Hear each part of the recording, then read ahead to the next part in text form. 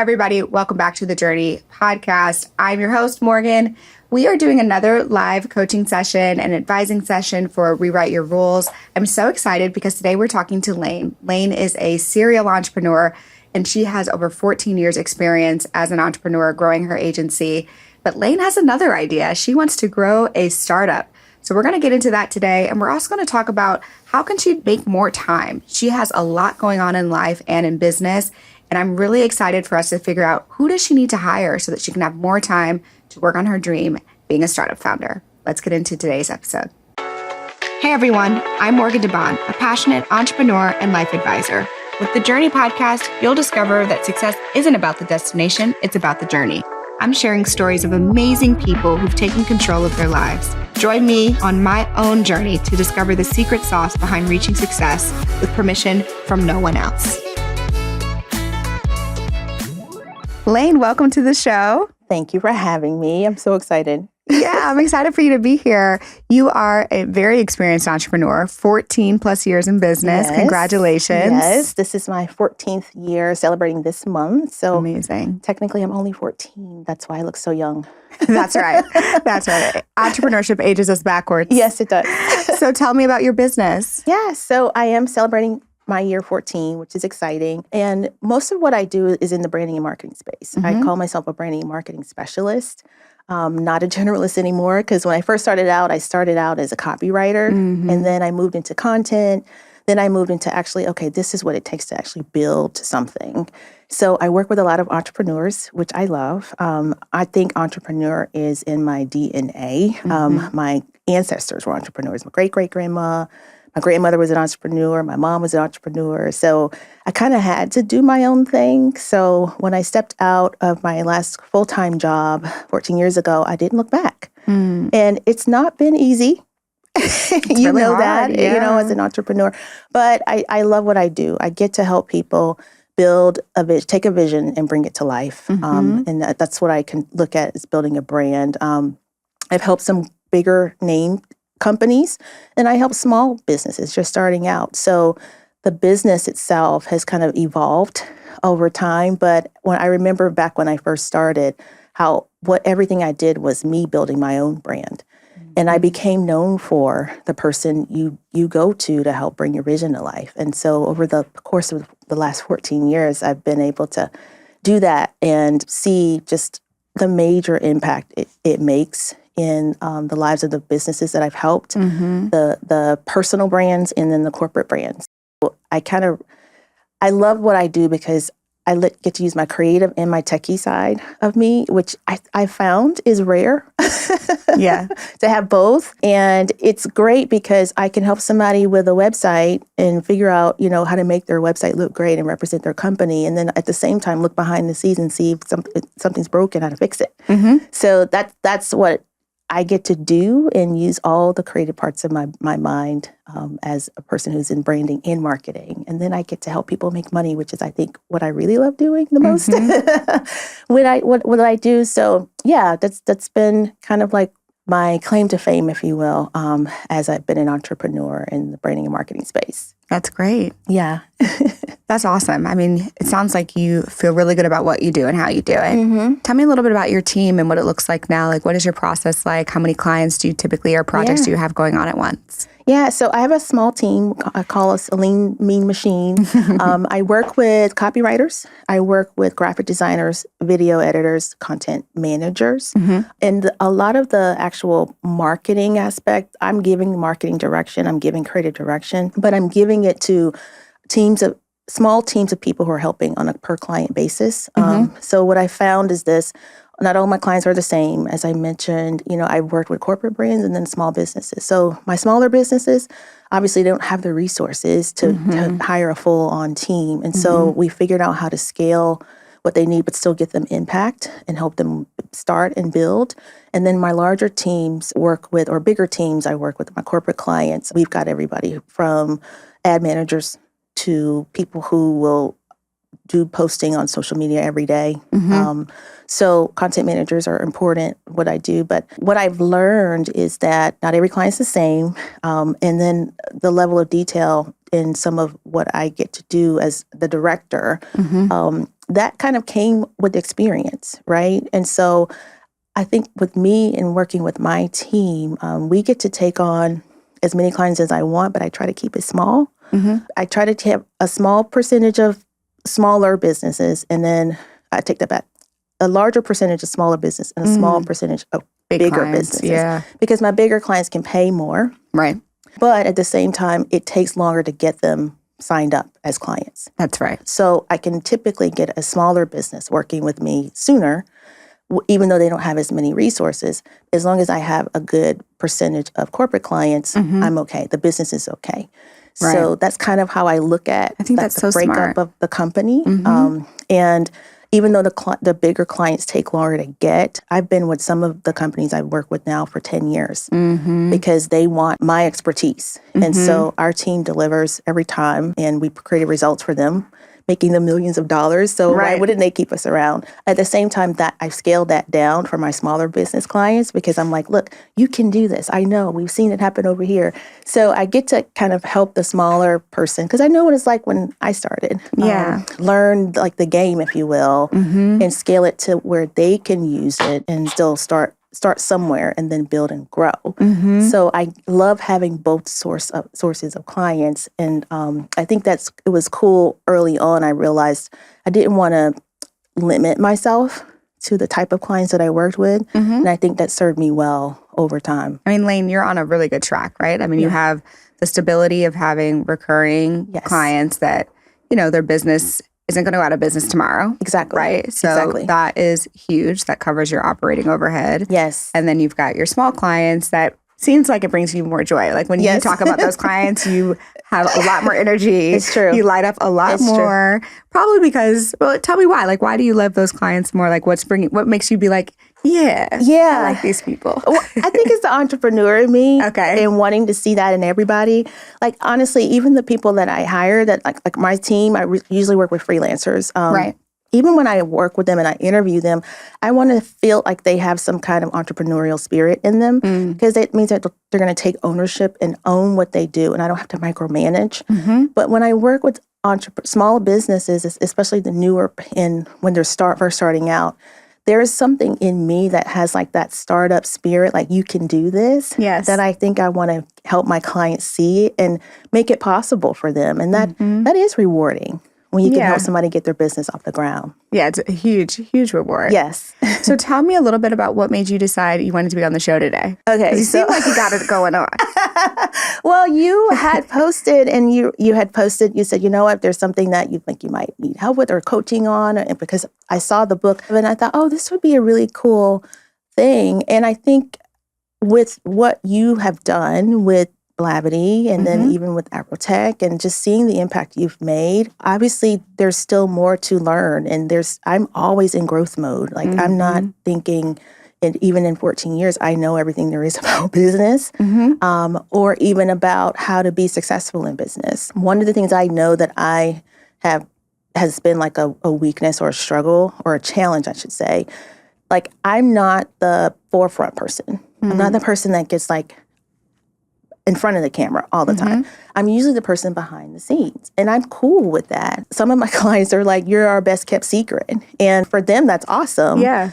But if I know, like what I've done for them has been impactful, I don't know why I have this challenge, if you will, or maybe I don't know what it is. I don't know if it's a challenge. I don't know if it's a limiting belief of why I don't need to do it for myself. Like put my own social media stuff out there. Like if you were following me in 2020, 2021, there was a lot going on. But 2021 on, I barely posted on social media. I have my channels. I have thousands of people on some of them. Right. But I'm not very active. But I don't know why that is. I don't know if it's because I've been so consumed in what I'm doing for my clients that I've neglected my own like brand, if you will, or if it's because I feel something like something's off or like I don't need to do that. Why do you feel like you do need to have a social media presence? I think part of what I want to do or want to see for my business is being able to at least tell like the impact we've made and how we have been able to help other brands. I don't tell that story well enough. Why? Why do you want to tell that story? In case I do need to find other clients. I know that's important, to do your own marketing. And then I think also it gives credence to the 14 years, right? So I know what I've done. I know the impact I've made, but not everybody who's following me or connected with me knows. And then if I were to want to go find another big fish is what we call it. Yeah, totally. I call him a whale. Yeah. You want to go find a whale? Yes. At least there needs to be something out there that shows what I've been able to do for clients on that same level. Yeah. So I have neglected to do my own market. It's kind of like the hairdresser who doesn't do their own hair, Yeah. Well, do you know who the CEO or owner of WPP is, the agency? No. No. Do you know the owner or who owns Burrell Communications right now? No, it's a private equity firm. So why do you feel like people need to know you're the owner? That's true.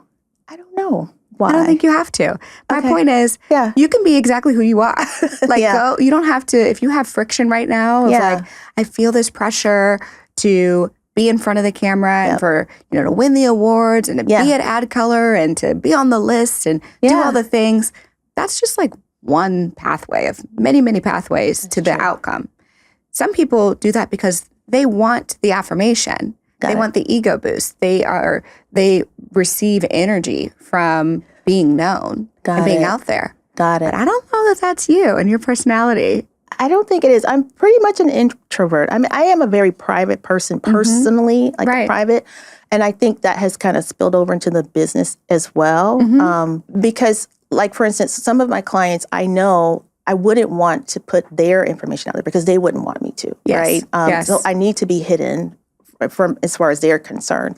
But then there are some clients that are like for instance, my small business owners. Some of them are authors.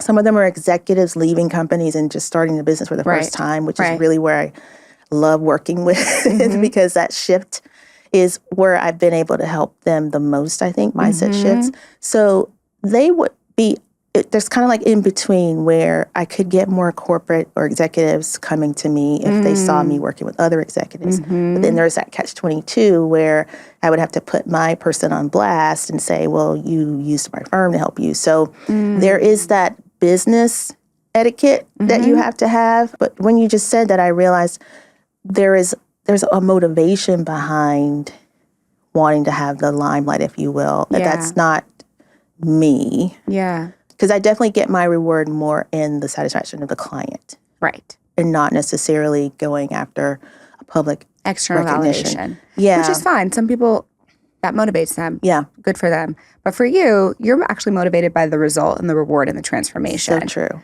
Right? So and true. I think you're smart to say, okay, the world is changing, things are moving. Yeah. Let me make sure that I'm not being a bad entrepreneur, basically, by neglecting, like, should I do the social media? Yes. Should I not do the social media? Everybody seems to be doing it. Yes. But it's kind of, it's like a cognitive bias in some ways. I talk about that in the book. Like our cognitive bias is that the thing that you see most often is oftentimes just you reinforcing it with yourself, right? Gotcha. So like, because you think that everybody has social media and because you feel like this little birdie is saying, well, you should be doing it too. You should be doing it too. So then you notice it more. That's true. But what you don't see is the mountain of other people that make a ton of money that we don't know about. Who owns this building? I don't know. I have no idea. Who owns this podcast studio? I don't know. Doesn't matter because it's a good product. It's consistent. Yes. And the website was great. Yes. Good prices. We're here. Yeah. You get my money.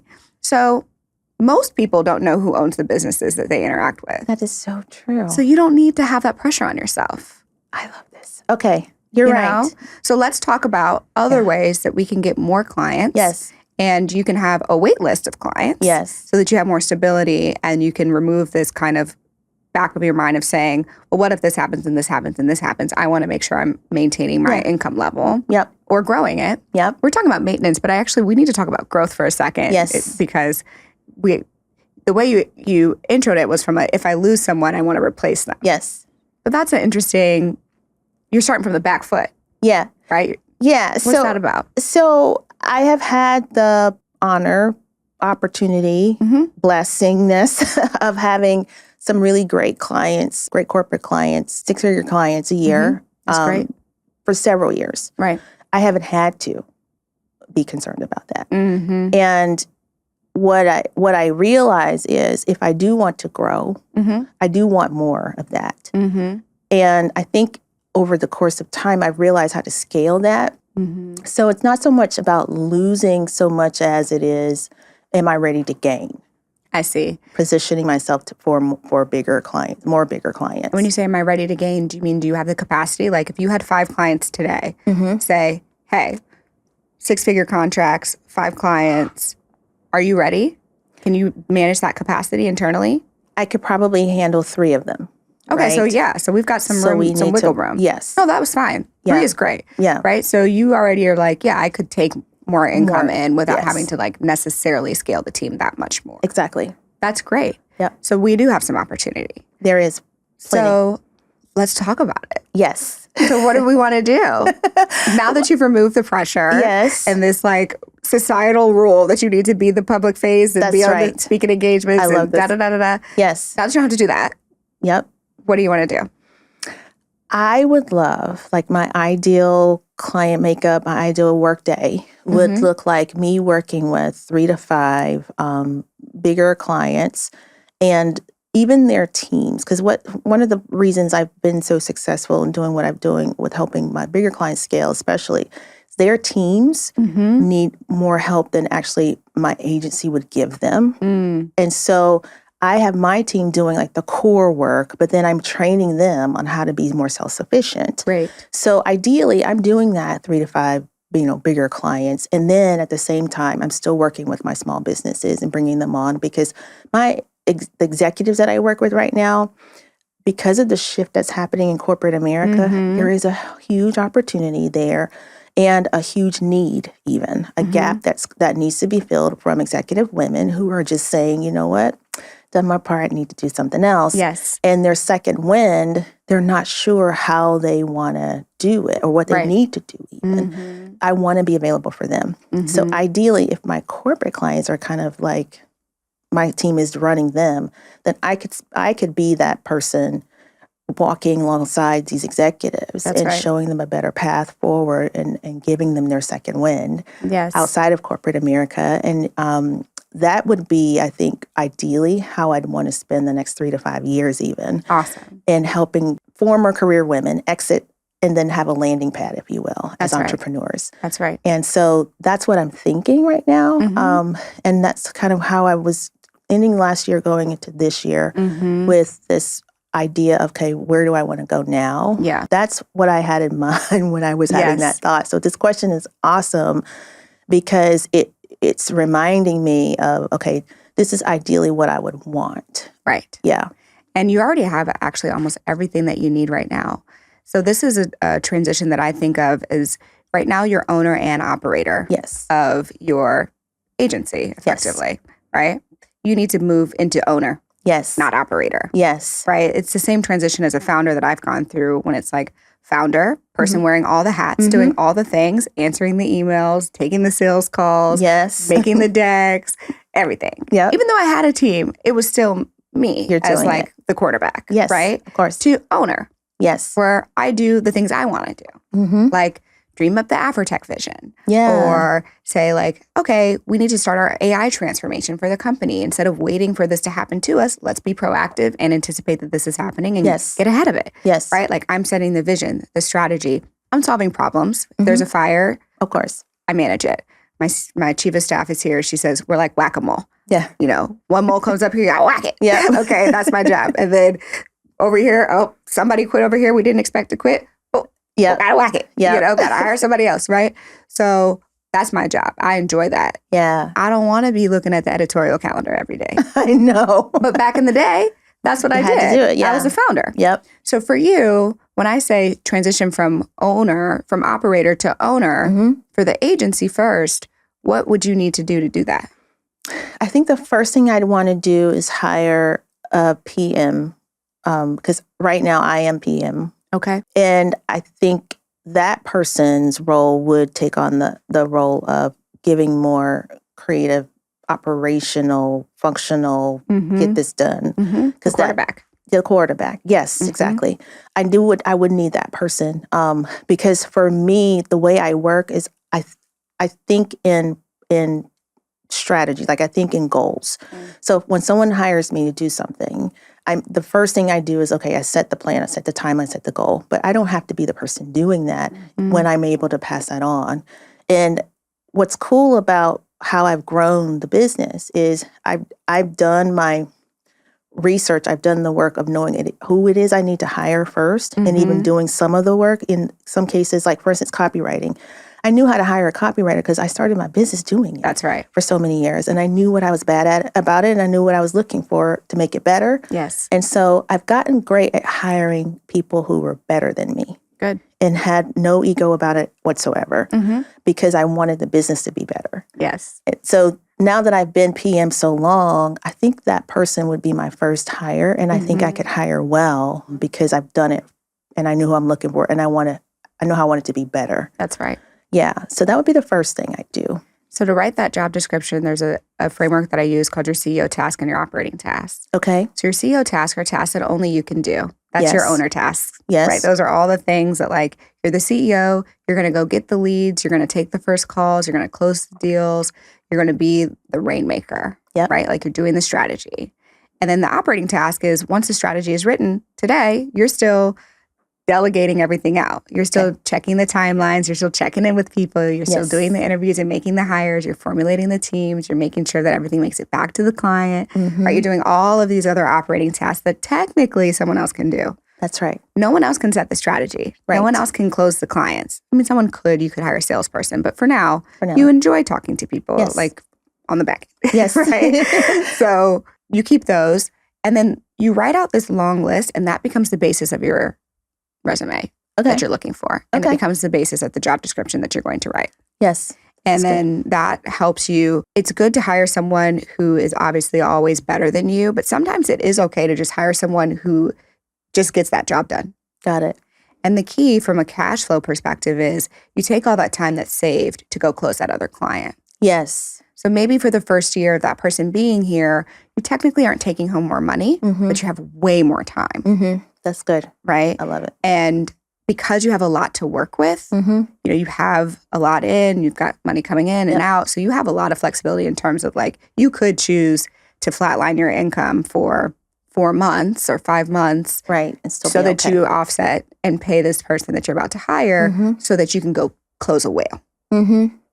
I love this. That definitely puts it in a better, much more doable perspective. Because you're right.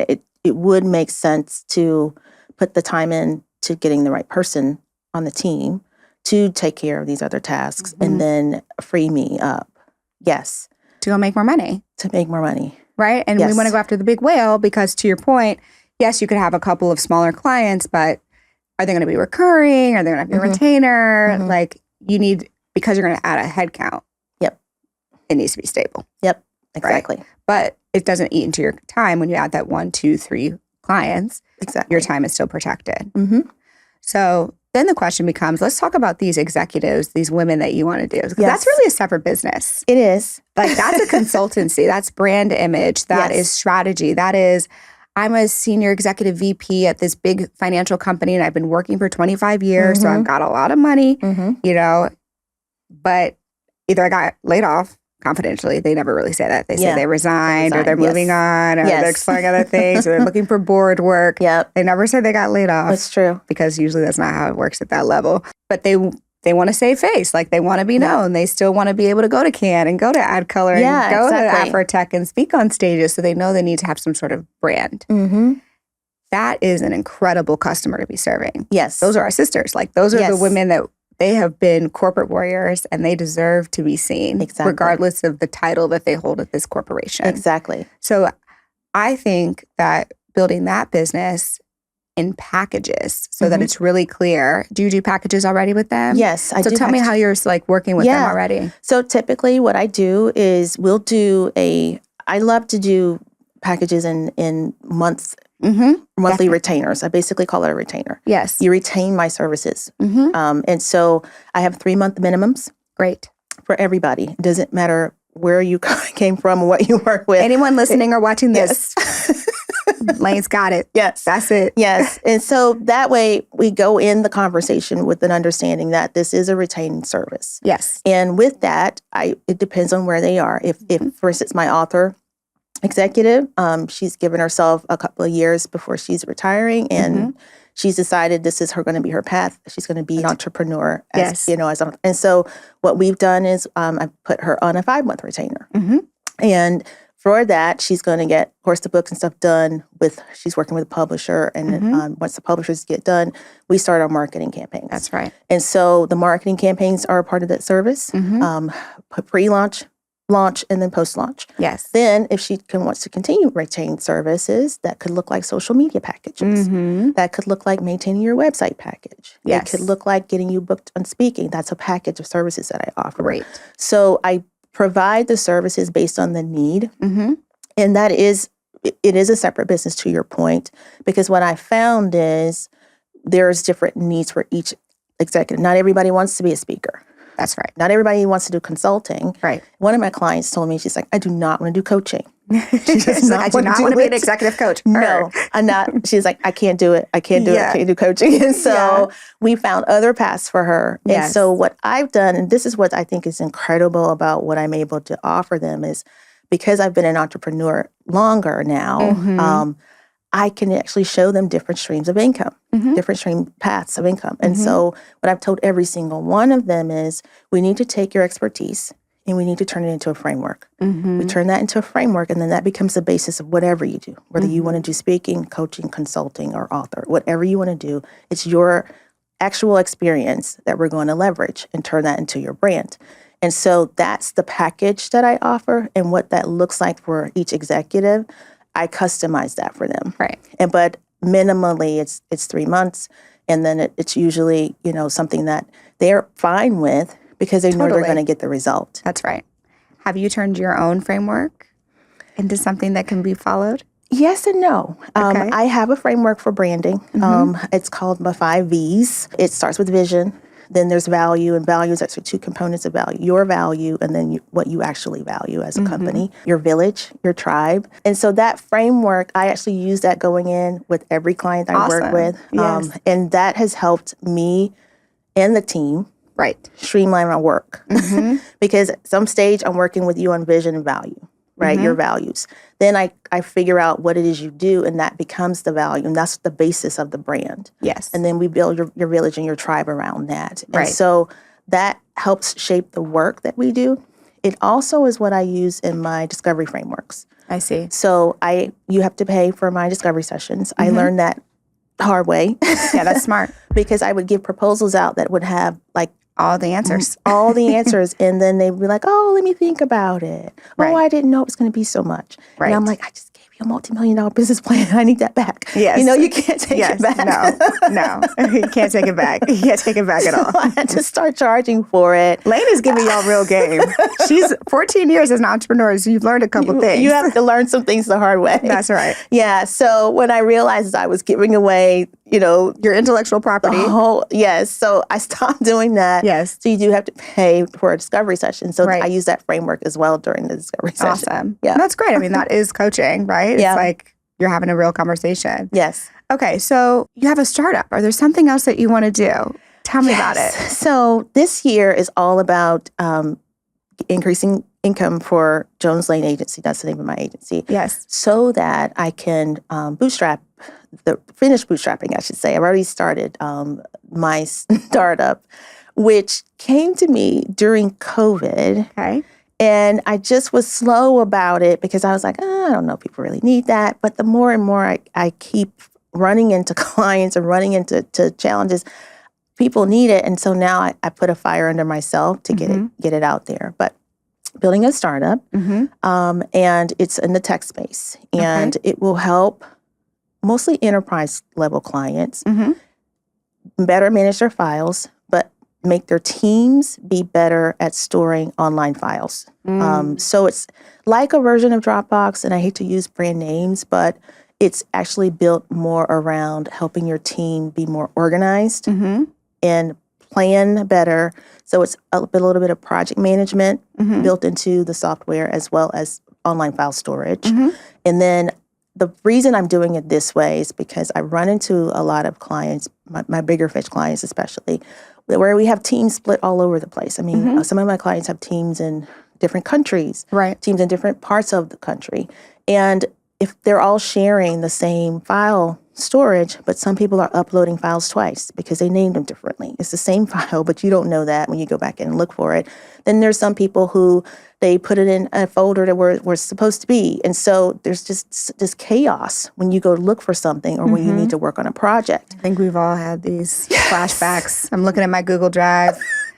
We have Notion, Dropbox, Salesforce, Google Drive, Slack files. It's too much. It is. It is a big problem. It's a big problem. And so I want to try to help us solve it with this software. I've named her Brangelica.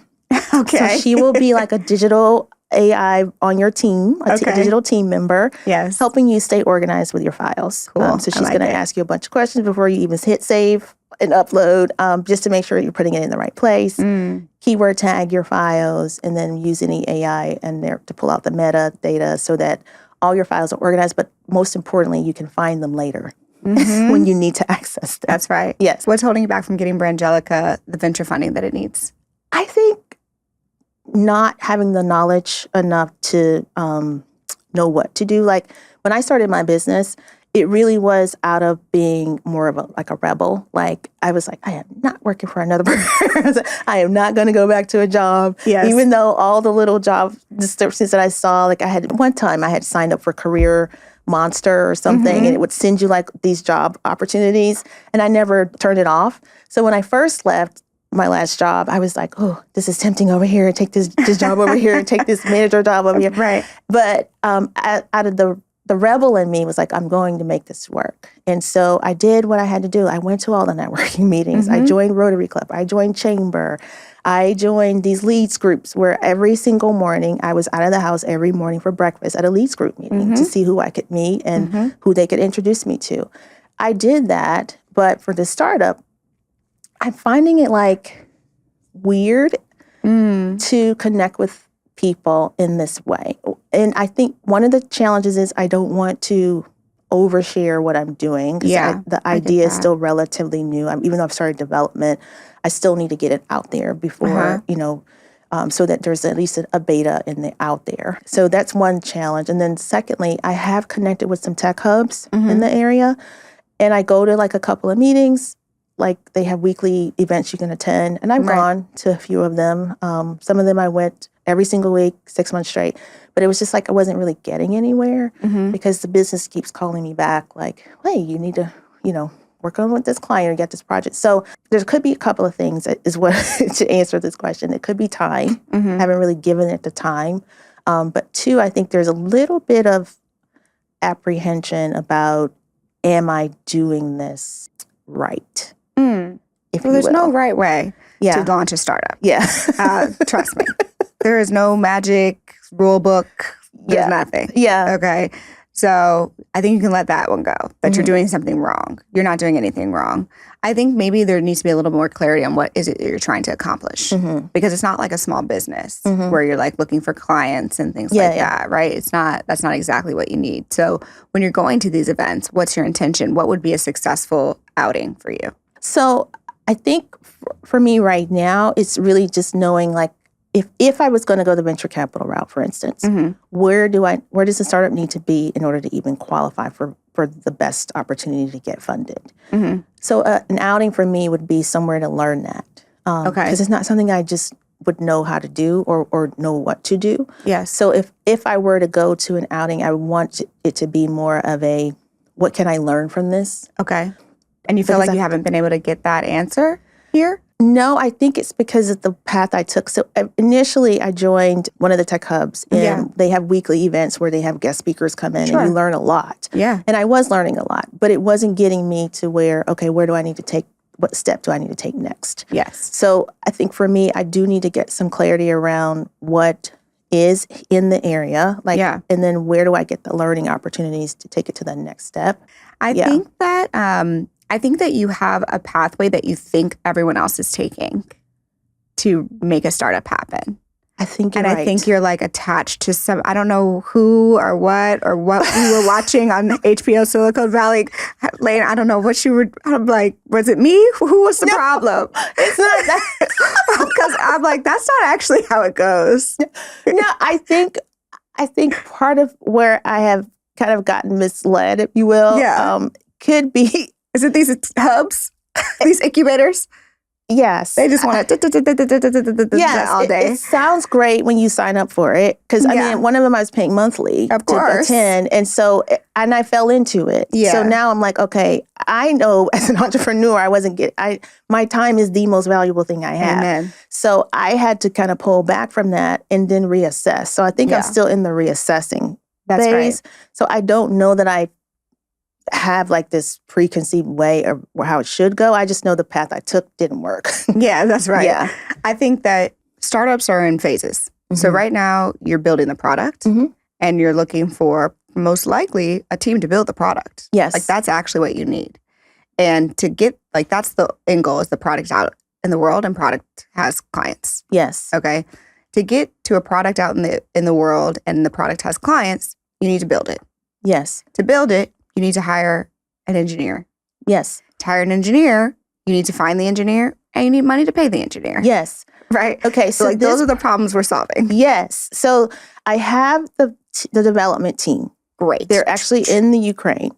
Even better. They have even started on development. Amen. So now it's me bootstrapping, right? So as I'm getting money, I'm putting it into development. Get money, put it into the development. Great. And then so where I am is trying to figure out, okay, what stage of development is good enough? Yes. So someone giving me good advice on that, because I've had all kinds of people giving me input. And then once I actually do get the product to where it's good enough to get some sort of funding, okay, then what is the best option for that? Okay, let's talk about that for a second. Yeah. The product shouldn't be good enough for funding. The product should be good enough for a customer.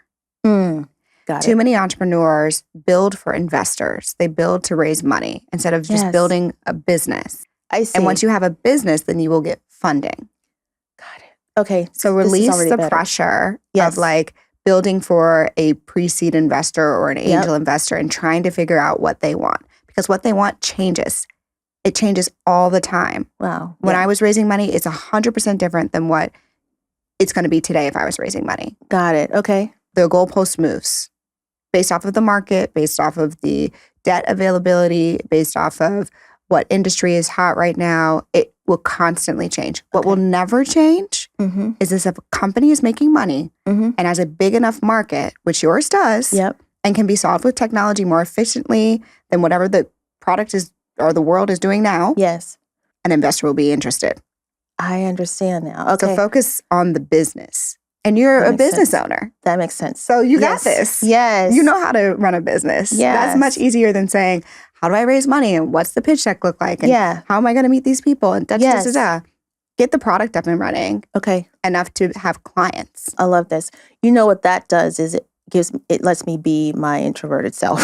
That's right. Stay where you are. Focus internally right now. Keep focused on internally. Yeah. And then when we're ready for external, I'll know because the product will be ready. And it'll be ready because you'll have clients. Yes. So, and you have clients that can test this for you. Exactly. So get there. And then as it gets bigger, you don't necessarily need venture funding because if the product is right and they're willing to pay, it should offset the cost because you don't need the company to pay for your salary. That's right. Right? So a lot of founders, they're trying to raise venture because they're trying to replace their income. Right. You don't have that problem. So that makes sense for them. But if I don't need it for that, then I can focus on just getting the product out and getting customers. You need time. Yes. We've solved your time problem. Yes. Okay, we've got a pathway for that. And you need to build the product. That's right. And then you need customers. That's right. And then once you have customers, you've got money coming in, you've got cash flow coming in, you've got ARR and all the things, then you can go out into the world and say, do I want an investor or do I not want an investor because my product is fine. Got it. Oh my gosh. I can't tell you how you just saved like I wish I had talked to you months ago so you were stopped going to all these meetings that you didn't want to go to. I didn't want to go to. It was not helping me. Yeah. Yes, because it's at the end of the day, the product still needs to be developed, and that wasn't helping me do that. Yeah. So there's something that I talk about in the book in terms of Do you need a mentor or an advisor? You need a product development, like go-to-market advisor, like a B2B SaaS advisor, someone who's done what you want to do. Yes. That has real life experience, not someone who's an executive coach who's never done this. Got it. Who their biggest business is executive coaching. Exactly. Not that person. Okay. You want someone who has a retired entrepreneur or someone who has angel invested in these types of products before, who can say, hey, Lane, don't waste your time over here. That's the shiny object in the press and the media. Focus on this. Okay. And if you're going to go to these networking events, that's who you're looking for. You're looking for someone with that experience that's already done it, that has an exited startup already, or has angel invested in companies that are really good at this. So they know what's fluff and what's real. Okay. And then they're going to be able to say, okay, cool. You've got $100,000 a month in monthly recurring revenue. Yep. That's the milestone. Let's go out and raise some money. Okay. You just helped me initially start a business plan now. A workflow for me for the next 3 to 6 months. I'm going to find that person, that mentor to help me with that. But at not the a same mentor, time, advisor. Okay. A mentor is someone who is like emotionally invested in you over a long period of time throughout your career. So mentor is like that college professor that you talk to, or that person you call before you get another job, and you're like, should I take this job? Should I not take this job? And then 5 days later, you're like, should I come back to work after I had a baby? Should I not come back to work? Like, that's a mentor. Okay. They care about you. An advisor is helping you solve a problem. I see. I'm an advisor. I'm not a mentor to a lot of people. Yes, I understand. Yeah. Okay. So an advisor. Okay. They're solving one particular problem. When they solve that problem, you move on. Yes. And the problem right now to solve is the product development, getting that product done. Right. Okay. This is really, really good. Yeah, good. Oh my gosh, I'm excited right now. This is it. We can end the episode. We can. Life has been improved. Yes, life has been improved. We have rewritten the rules. These are things in the book. Yes. So we talk about this in the book, but for you have so much going for you, and you have a lot of options, which I'm sure is also overwhelming because you're like, I could do this, I could do this, I could do this. So my thing for you is hire the project manager. Yes. Because the most important thing for you is time. Yep. And then for your business executives, making sure that framework is really clean so that, you're not putting a lot of mental load there, even if it is time. It's not draining all your energy mentally. Yes. All your mental energy is on this ambiguous product, market fit, the creative fun stuff. Yep. And release the pressure of what you think a startup founder is supposed to do, because a startup founder oftentimes doesn't have this kind of experience that you have. Has never run a business before. True. And if they have, it's been with a big corporate entity. Like maybe they had a P&L at some company.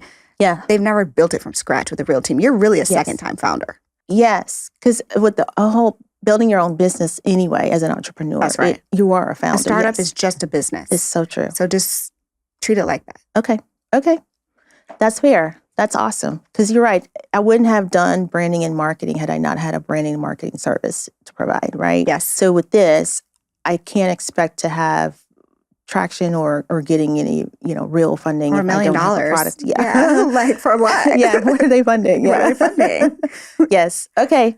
Well, this is great, because then that means even getting back into the development side of things, like I will be the person determining, what the product CEO tasks is. Right. Those are your CEO tasks. Right. That's right. Yes. All right, Lane, thanks for joining the show today. Oh my gosh, thank you. So fun. Yeah. I look forward to using Brangelica. Yes. I will send it to you. All right, y'all. See you next time. Bye. Thanks for listening to the Journey Podcast. If you enjoyed this episode, make sure you leave a review and head to our Instagram and YouTube to leave a comment. I look forward to hearing how this podcast has made an impact on your own journey.